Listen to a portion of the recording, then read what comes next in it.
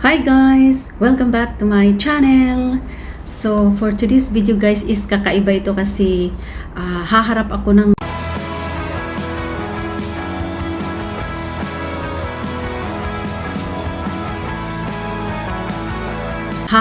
ng camera for like 8 minutes or maybe more. I hope not. So, for this video guys is para naman makilala niyo ako ng konti at may idea naman kayo sa akin. I will make 10 facts about me.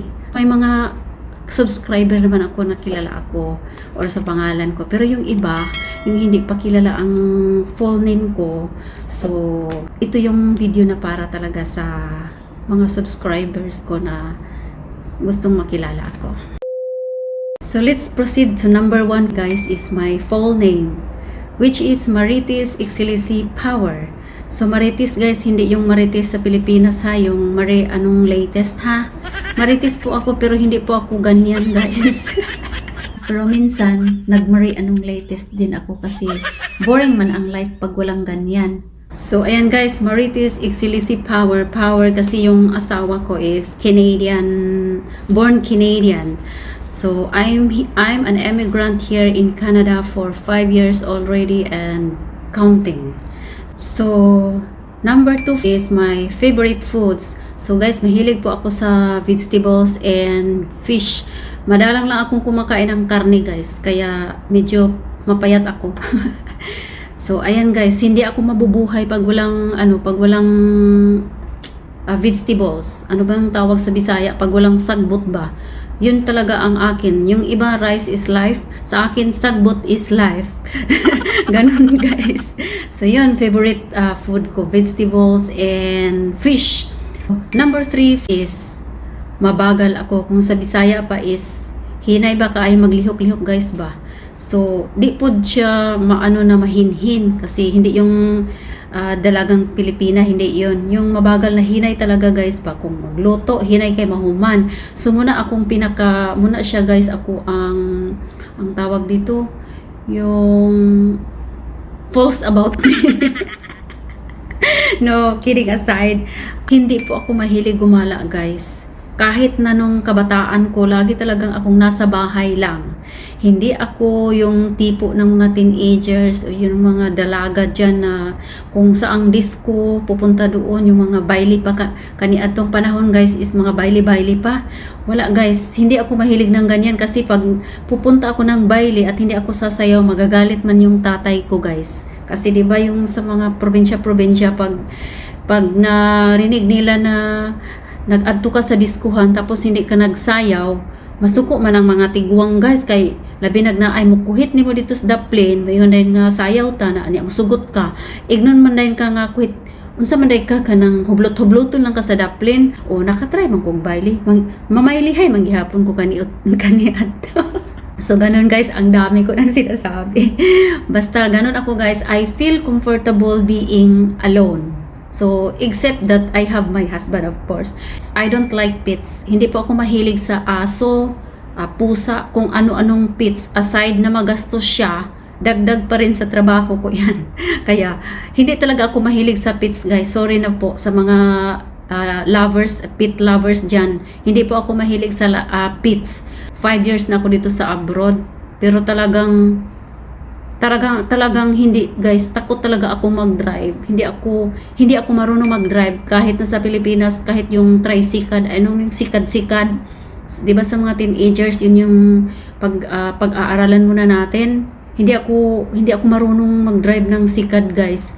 Alam ko naman guys kung gaano ka-importante yung pagdadrive, lalong-lalo na dito sa abroad, alam ko yan. Kaya lang, hindi ko pa talaga kaya. Takot talaga ako guys. Natatakot talaga ako mag-drive. So, yeah, number 7 fact about me na tayo guys. Kasi yung 1 to 6 kadalasan dun is puro ayaw ko. So, dito sa number 7 guys is I like to save money. Oo guys. Bahala na magsudan ko bitaw og kana ang bulad guys og utan nga mga utan. Basta kay na ako'y kwarta sa akong wallet kay ngano.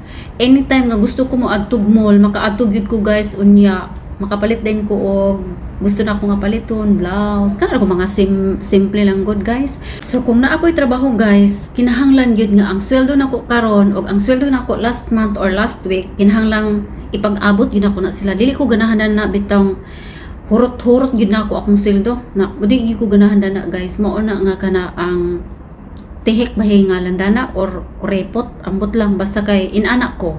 Dili ko ganahan nga wa ko'y kwarta sa akong wallet. It's my favorite movies. So I like fantasy movies, I like horror movies, I like action movies. In fantasy movies guys is gustong-gusto ko yung mga king and queens, yung mga espada-espada guys, yung mga putol-putol ng mga ulo, yun ang gusto ko guys sa mga ganyang mga movies like Vikings, ano pa ba? Vikings, mga 300 yun, paborito ko yan, yung mga Spartacus, ano pa ba yung isa, yung bago ngayon, basta yun yung gusto ko guys. Tapos sa mga horror movies naman guys, gustong-gusto ko yung mga zombies talaga like The Walking Dead, Fear of the Walking Dead, ayun yung mga favorite na movies ko guys. Mahilig po akong kumanta guys, pero mahilig akong kumanta pag nag-iisa guys, pero pag sa karamihan or sa grupo guys, ayun, nahihiya naman akong kumanta. Pag ako lang mag-isa kumanta guys, doon nabibirit ko yung mga kanta na gusto kong ibirit.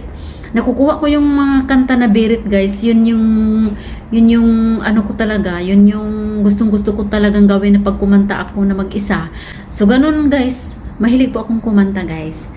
Matampuhin po akong tao. Alam ko naman po na pangit talaga yung ugali na matampuhin guys. At isa pa po, matampuhin akong tao at ano guys, matagal akong makapag-move on. Yun yung pinakapangit na ugali na meron ako guys.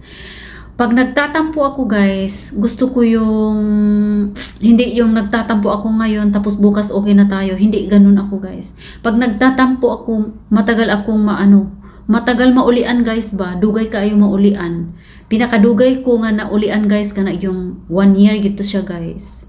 So mo na siya ako ang pinakapangit na facts about me. So that's all for today's video guys, is about me or 10 facts about me. At sana meron kayong idea sa akin, yung mga kaibigan ko dyan. Meron naman akong subscribers na mga kaibigan ko na. So ito na, kung hindi pa nyo alam kung anong meron ako or mga ugali na meron ako, ayun, ito na po yung mga ugali na maganda at pangit na ugali ko.